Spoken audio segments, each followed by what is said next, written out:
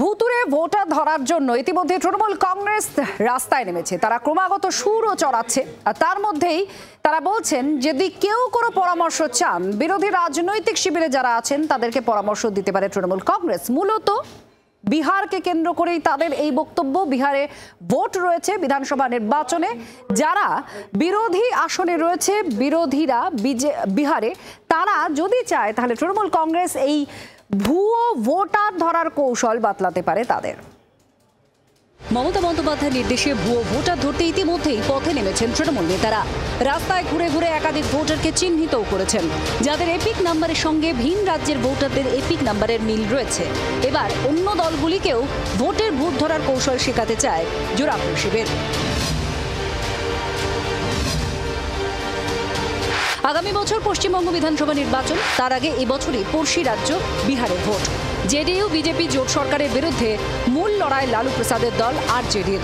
তাদের জোটসঙ্গী হিসেবে আছে কংগ্রেস এবং বাম দলগুলি। সূত্রের খবর, বিহারের বিরোধী দলগুলি পরামর্শ চাইলে ভোটের ভূত ধরার কৌশল শেখাতে প্রস্তুত তৃণমূল। আর এরই মধ্যে ভুয়ো ভোটার ইস্যুতে মোক্ষম অস্ত্র হাতে পেয়েছে জোড়াফুল শিবির। হরিয়ানার এপিক নাম্বারে রাজ্যে সবচেয়ে বেশি ভোটার রয়েছে। হরিয়ানার এপিক নাম্বারে এ রাজ্যের 600 এপিক কার্ড। এরপরে রয়েছে গুজরাট এবং অসমের এপিক নাম্বার। এর মধ্যেই রহস্যটা লুকিয়ে আছে। এর মধ্যেই প্রমাণিত হচ্ছে যে বিজেপি ভালো করেই জানে কার নির্দেশে কিভাবে এই জাল ভোটার লিস্ট তৈরি হয়েছিল। সর্বভারতীয় দল এরকম মান না মান হামতারে মেহমান বলে অন্যের দরজায় পৌঁছে যাবে। সারা ভারতবর্ষে বিজেপি বিরোধী যারা রাজনৈতিক দল আছে তারা দিল্লির নির্বাচন থেকে শিক্ষা নিয়েছে। দিল্লিতে তৃণমূল কংগ্রেস এসে আপের পাশে দাঁড়িয়েছিল, কংগ্রেসের সঙ্গ ছেড়ে পরিণতি কি হয়েছে সকলের জানা। তৃণমূলকে যে ছোবে সেই ডুববে।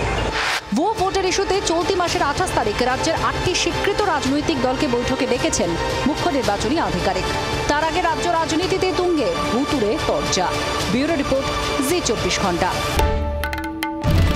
বাংলার আওয়াজ, বাঙালির আবেগ, জি 24 ঘন্টা।